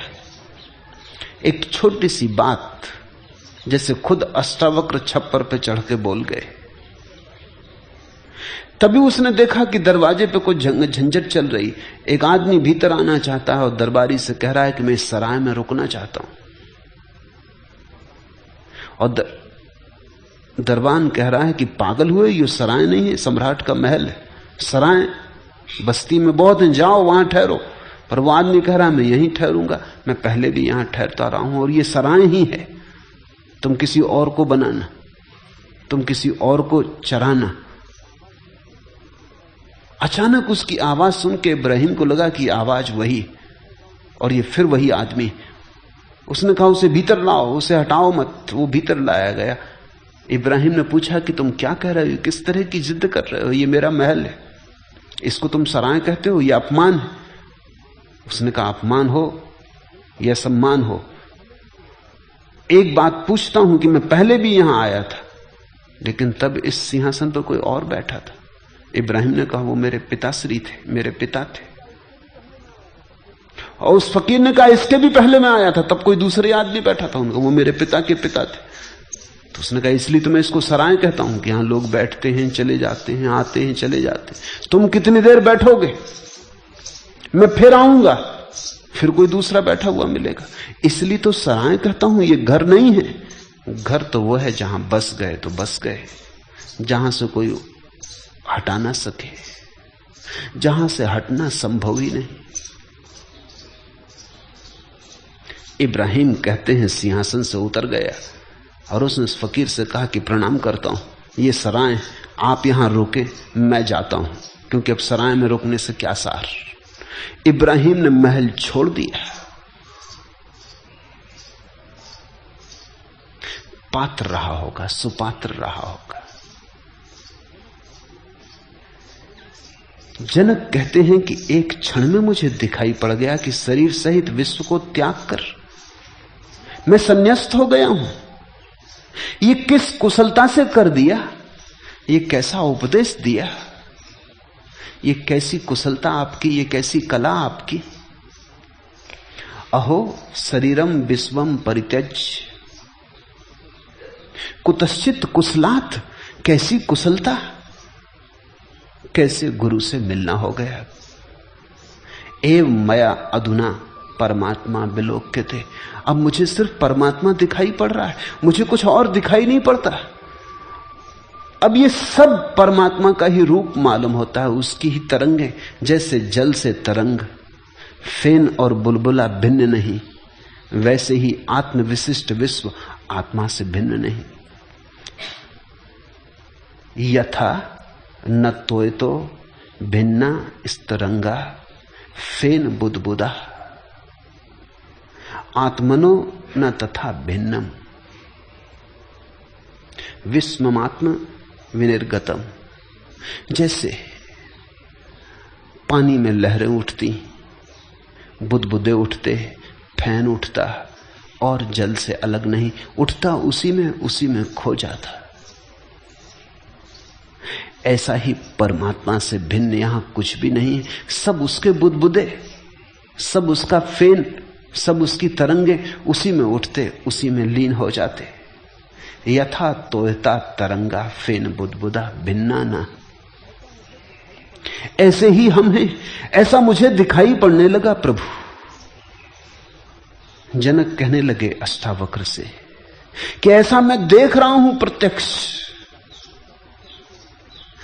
ये कोई दार्शनिक का वक्तव्य नहीं है, ये एक अनुभव, गहन अनुभव से उठा हुआ वक्तव्य है कि ऐसा मैं देख रहा हूं, तुम भी देखो। ये सिर्फ जरा सी दृष्टि की फर्क की बात है, जिसको पश्चिम में गेस्टाल्ट कहते हैं। गेस्टाल्ट की बात है। गेस्टाल्ट शब्द बड़ा महत्वपूर्ण है। तुमने कभी देखा होगा बच्चों की किताबों में तस्वीरें बनी होती हैं। एक तस्वीर ऐसी होती है कि उसमें अगर गौर से देखो तो कभी बुढ़िया दिखाई पड़ती है, कभी जवान औरत दिखाई पड़ती। अगर तुम देखते रहो तो बदलाहट होने लगती, कभी फिर बुढ़िया दिखाई पड़ती, कभी फिर जवान औरत दिखाई पड़ने लगती। वही लकीरें दोनों को बनाती। लेकिन एक बात तुम हैरान हो जाओगे, वो तुमने शायद ख्याल न की हो, दोनों को तुम साथ साथ ना देख सकोगे। हालांकि तुमने दोनों देख ली, उसी चित्र में तुमने बुढ़िया देख ली, उसी चित्र में तुमने जवान औरत देख ली। अब तुमको पता है कि दोनों उस चित्र में, फिर भी तुम दोनों को साथ साथ ना देख पाओगे। जब तुम जवान को देखोगे बुढ़िया खो जाएगी, जब तुम बुढ़िया को देखोगे जवान खो जाएगी, क्योंकि वही लकीरें दोनों के काम आ रही हैं। इसको जर्मन भाषा में गेस्टाल्ट कहते। गेस्टाल्ट का मतलब होता है देखने के एक ढंग से चीज एक तरह की दिखाई पड़ती, दूसरे ढंग से दूसरे तरह की दिखाई पड़ती। चीज तो वही है, लेकिन तुम्हारा देखने का ढंग सारा अर्थ बदल देता है। संसार तो यही है। अज्ञानी भी देखता है इसको तो अनंत वस्तुएं दिखाई पड़ती। एक गेस्टाल्ट, एक ढंग हुआ। फिर ज्ञानी देखता है इसी को तो अनंत खो जाता, अनेक अनेक रूप खो जाते, फिर एक विराट दिखाई पड़ता। जनक कहने लगे, एव मया अधुना परमात्मा विलोक्यते। एक परमात्मा दिखाई पड़ने लगा। ये हरे वृक्ष उसी की हरियाली है, इन फूलों में वही रंगीन होकर खिला, फूलों की गंध में वही हवा के साथ खिलवाड़ कर रहा है, आकाश में घिरे मेघों में वही घिरा, तुम्हारे भीतर वही सोया है, बुद्ध और अष्टावक्र के भीतर वही जागा है, पत्थर में वही सघनीभूति पड़ा है, गहन तंद्रा में, मनुष्य में वही थोड़ा चौंका है, थोड़ा जागरण शुरू हुआ है, लेकिन है वही, उसी के सब रूप हैं। कहीं उल्टा खड़ा है, कहीं सीधा खड़ा है। वृक्ष आदमी के हिसाब से उल्टे खड़े। कुछ दिन पहले मैं वनस्पति शास्त्र की किताब पढ़ रहा था तो चकित हुआ, बात ठीक मालूम पड़ी। उस वैज्ञानिक ने लिखा है कि वृक्षों का सिर जमीन में गड़ा है, क्योंकि वृक्ष जमीन में से भोजन करते हैं तो मुंह उनका जमीन में, जमीन में से वो भोजन करते, पानी लेते तो उनका मुंह जमीन में और पैर आकाश में खड़े, शीर्षासन कर रहे वृक्ष। बड़े प्राचीन योगी मालूम होते।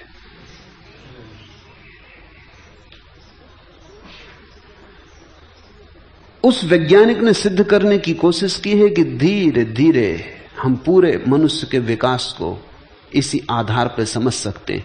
फिर केंचुए हैं, मछलियां हैं, वो समतल है, वो समानांतर जमीन के, उनकी पूंछ और उनका मुंह एक सीधी रेखा में जमीन के साथ समानांतर रेखा बनाता है। वो वृक्ष से थोड़ा रूपांतर हुआ। फिर कुत्ते हैं, बिल्लियां हैं, शेर हैं, चीते हैं, इनका सिर थोड़ा उठा हुआ है, समानांतर से थोड़ी बदलाहट हुई, सिर थोड़ा ऊपर उठा। कौन बदला? फिर बंदर हैं, वो बैठ सकते, वो करीब करीब जमीन से 90 का कोण बनाने लगे, लेकिन खड़े नहीं हो सकते। वो बैठे हुए आदमी, वृक्ष शीर्षासन करते हुए आदमी, फिर आदमी वो सीधा खड़ा हो गया है, 90 का कोण बना था, वृक्ष से ठीक उल्टा हो गया है, सिर ऊपर हो गया, पैर नीचे हो गए। बात मुझे प्रीतिकर लगी। सभी एक का ही खेल है, कहीं उल्टा खड़ा, कहीं सीधा खड़ा, कहीं लेटा, कहीं सोया, कहीं जागा, कहीं दुख में डूबा, कहीं सुख में, कहीं अशांत, कहीं शांत, मगर तरंगें सब एक की हैं। यथा तोयता तरंगा फेन बुदबुदा भिन्ना ना।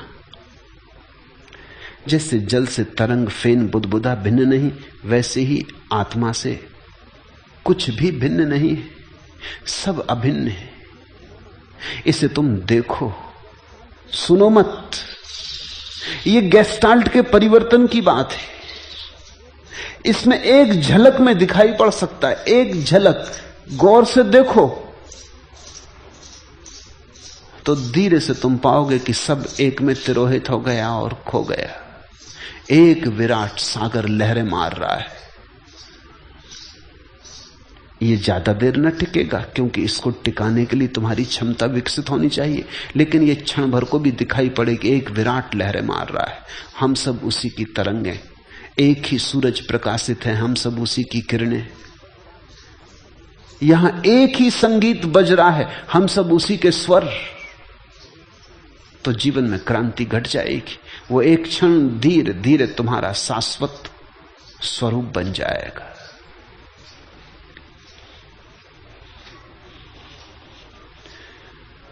इसे तुम चाहो तो पकड़ लो, चाहो तो चूक जाओ। जनक ने पकड़ लिया। रात में जागा, अंधकार की सिरकी के पीछे से मुझे लगा मैं सहसा सुन पाया सन्नाटे की कनबतियां, धीमी रह सुरीली परम गीति में। और गीत वह मुझसे बोला दुर्निवार, अरे तुम अभी तक नहीं जागे।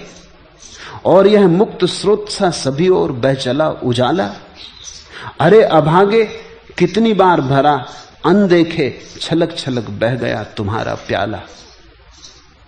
तुम पहली दफे नहीं सुन रहे हो इन वचनों को, बहुत बार सुन चुके हो। तुम अति प्राचीन हो सकता है अष्टावक्र से भी तुमने सुना हो। तुम में से कुछ ने तो निश्चित सुना होगा, कुछ ने बुद्ध से सुना हो, कुछ ने कृष्ण से, कुछ ने क्राइस्ट से, कुछ ने मोहम्मद से, किसी ने लाओत्सु से, जरथुस्त्र से। पृथ्वी पर इतने अनंत पुरुष हुए हैं, उन सब को तुम पार करके आते गए हो। इतने दिए जले हैं, असंभव है कि किसी दिए की रोशनी तुम्हारी आंखों में ना पड़ी हो।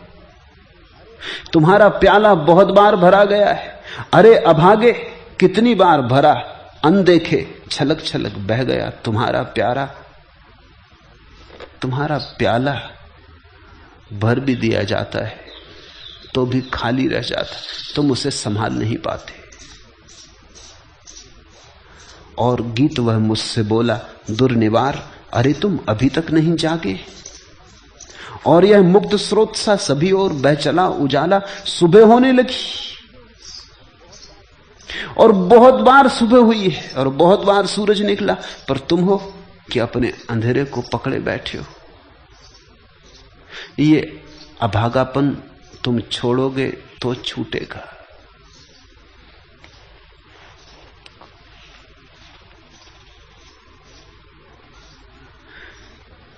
जनक कहने लगे एक ही दिखाई पड़ता है, मैं उसी एक में लीन हो गया हूं, वो एक मुझ में लीन हो गया है। वेद यह कहते हैं जो इंसान त्यागी यानी सन्यासी है, वेदों से भी है बलातर। उसकी जगमग जग से बढ़कर वह बसता है जगदीश्वर में, उसमें बसता है जगदीश्वर। वेद यह कहते हैं जो इंसान त्यागी यानी सन्यासी है, वेदों से भी है बलातर, वेदों से भी श्रेष्ठ है, क्योंकि उसमें बसता है जगदीश्वर, वह बसता है जगदीश्वर में। उस घड़ी जनक की चेतना अलग न रही, एक होने लगी। चौंक गए हैं स्वयं। जैसे विचार करने से वस्त्र तंत्रु मात्र ही होता है, वैसे ही विचार करने से यह संसार आत्मसत्ता मात्र ही है। जागकर देखने से, विवेक करने से, बोधपूर्वक देखने से, जैसे गौर से तुम वस्त्र को देखो तो पाओगे क्या? तंतुओं का जाल ही पाओगे। एक धागा आड़ा, एक धागा सीधा, ऐसे ही रख रख के वस्त्र बन जाता है। तंतुओं का जाल है वस्त्र। फिर भी देखो मजा, तंतुओं को पहन ना सकोगे, वस्त्र को पहन लेते हो। अगर धागे का ढेर रख दिया जाए तो उसे पहन ना सकोगे।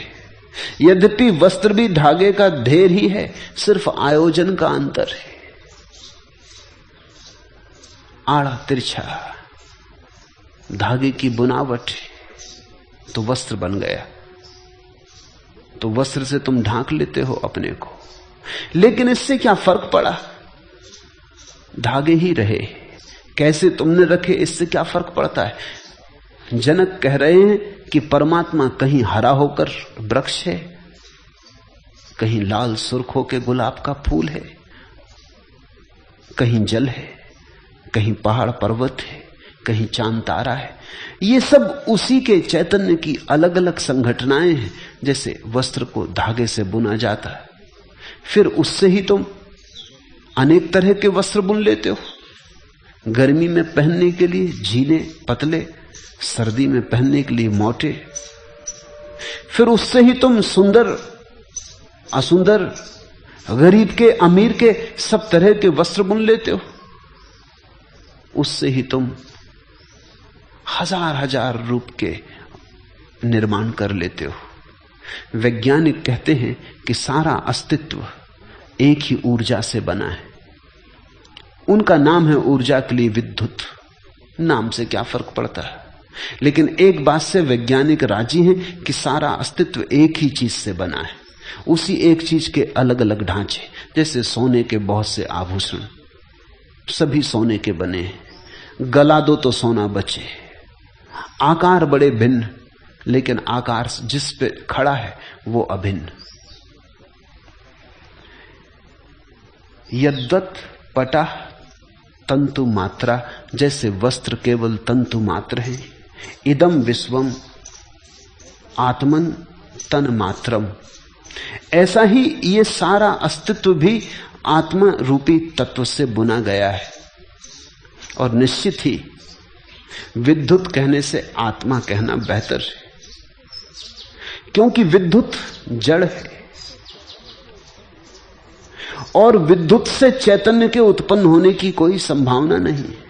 और अगर विद्युत से चैतन्य होने की संभावना है तो फिर विद्युत को विद्युत कहना व्यर्थ है, क्योंकि जो पैदा हो सकता है वो छिपा होना चाहिए। चैतन्य दिखाई पड़ रहा है, चैतन्य प्रकट हुआ है, तो जो प्रकट हुआ है वो मूल में भी होना ही चाहिए, अन्यथा प्रकट कैसे होगा। तुमने आम का बीज बोया, आम का वृक्ष प्रकट हुआ, उसमें आम लग गए। तुमने नीम का बीज बोया, नीम प्रकट हुई, उसमें निमोलियां लग गई। जो बीज में है वही प्रकट होता है, वही लगता है। इतनी चैतन्य दिखाई पड़ती दुनिया में, इतनी चेतना दिखाई पड़ती, विभिन्न चेतना के रूप दिखाई पड़ते हैं। तो जो मूल संघट है इस अस्तित्व का, उसमें चैतन्य छुपा होना चाहिए। इसलिए विद्युत कहना उचित नहीं, आत्मा कहना ज्यादा उचित है। आत्म विद्युत कहो।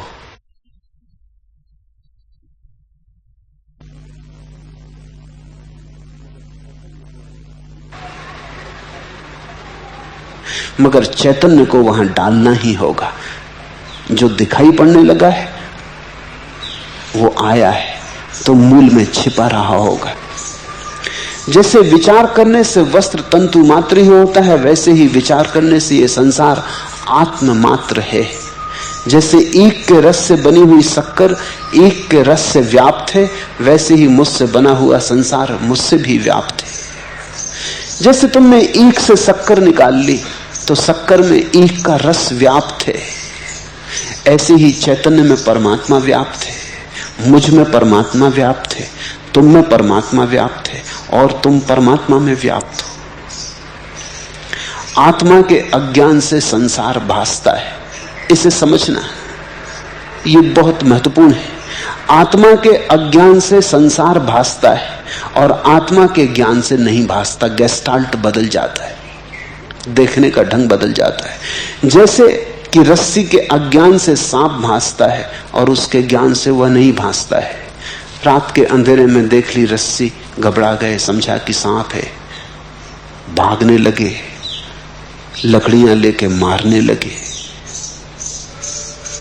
फिर कोई दिया ले आया तो लकड़ियां हाथ से गिर जाएंगी, भय विसर्जित हो जाएगा। प्रकाश में दिखाई पड़ गया सांप नहीं है, रस्सी है। रस्सी को रस्सी की तरह न देख पाने के कारण सांप था। सांप था नहीं, सिर्फ आभास था। आत्मा को आत्मा की तरह न देख पाने के कारण संसार है। जिसने स्वयं को जाना उसका संसार मिट गया। इसका यह अर्थ नहीं कि द्वार दरवाजे दीवाल पहाड़ पत्थर खो जाएंगे, न ये सब होंगे, लेकिन ये सब एक में ही लीन हो जाएंगे। ये एक की ही विभिन्न तरंगे होंगे, फेन बुदबुदे। जिसने स्वयं को जाना उसका संसार समाप्त हुआ, और जिसने स्वयं को नहीं जाना उसका संसार कभी समाप्त नहीं होता। संसार छोड़ने से तुम स्वयं को न जान सकोगे, लेकिन स्वयं को जान लो तो संसार छूट गया। त्याग की दो धाराएं हैं। एक धारा है जो कहती है संसार को छोड़ो, तो तुम स्वयं को जान सकोगे।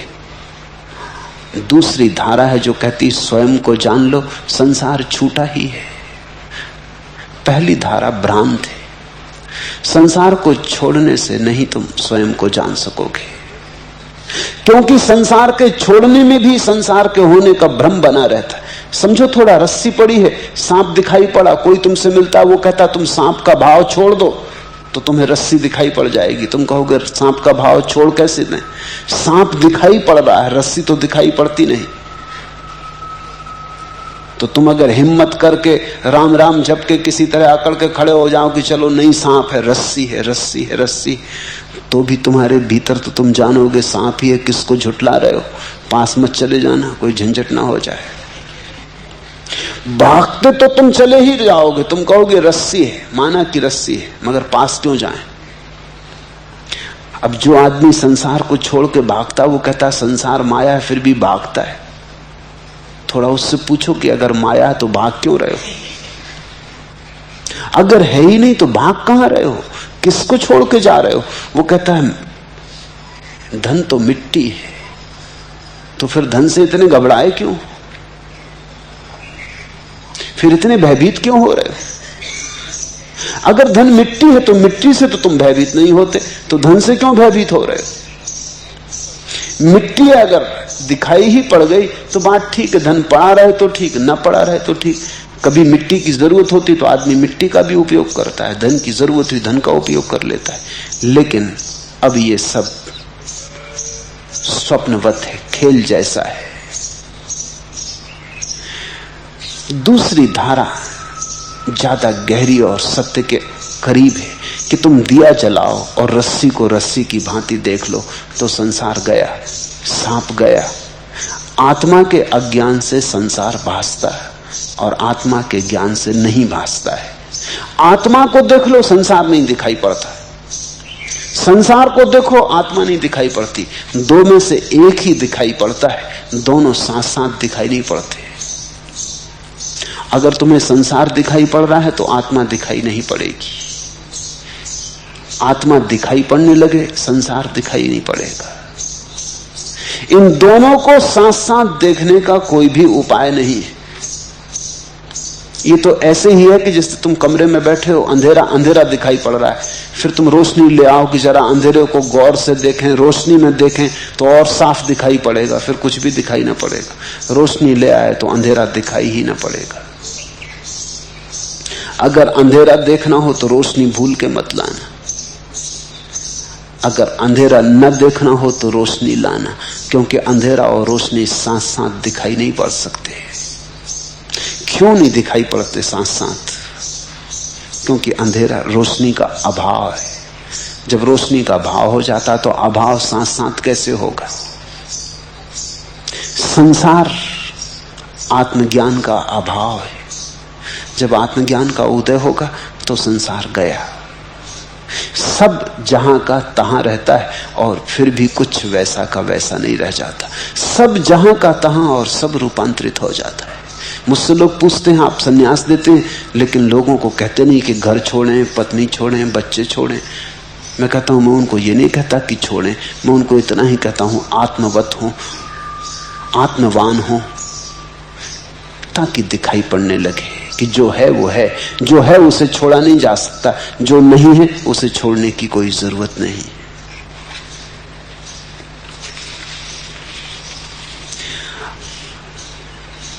हम जो देखना चाहें देख लेते हैं। अदालत में एक मुकदमा था, मजिस्ट्रेट ने पूछा मुल्ला नसरुद्दीन को, इन एक जैसी सैकड़ों भैंसों में से तुमने अपनी ही भैंस को किस तरह पहचान लिया? नसरुद्दीन बोला, ये कौन सी बड़ी बात है मालिक, आपकी कचहरी में काले कोट पहने सैकड़ों वकील खड़े, फिर भी मैं अपने वकील को पहचान ही रहा हूं कि नहीं?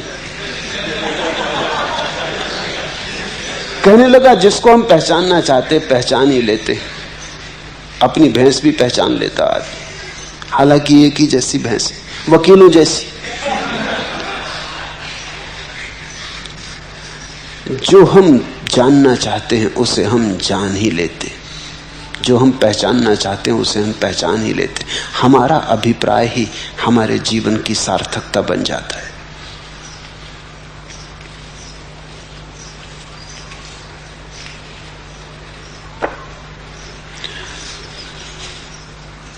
इस संसार से जागना हो तो संसार से जूझना मत। इस संसार से जागना हो तो सिर्फ भीतर जागने की कोशिश करना है। मुल्ला नसरुद्दीन और उसकी पत्नी अपनी गोद में एक खेलते हुए बच्चे को लेकर नृत्य का एक कार्यक्रम देखने गए। दरबान ने उन्हें चेतावनी दी कि नसरुद्दीन, यदि नृत्य के दौरान बच्चा रोया तो तुम्हें हाल से उठ जाना पड़ेगा, और यदि चाहोगे तो तुम्हारे टिकटों के दाम भी हम लौटा देंगे, मगर फिर बैठने ना देंगे, तो ख्याल रखना। लगभग आधा कार्यक्रम पूरा हो जाने के बाद नसरुद्दीन ने पत्नी से पूछा, नृत्य कैसा लग रहा है? एकदम बेकार, श्रीमती ने उत्तर दिया। तो उसने कहा, फिर देर क्या कर रही हो, काटो एक चुटकी बेबी को। जब तुम संसार को बिल्कुल बेकार जान लो तो देर मत करना, काटना एक चुटकी, भीतर झकझोरना अपने को, जगाना अपने को। अपनी जाग से सब हो जाता है। जागरण महामंत्र है, एकमात्र मंत्र। हरिओम तत्सत। आज इतना।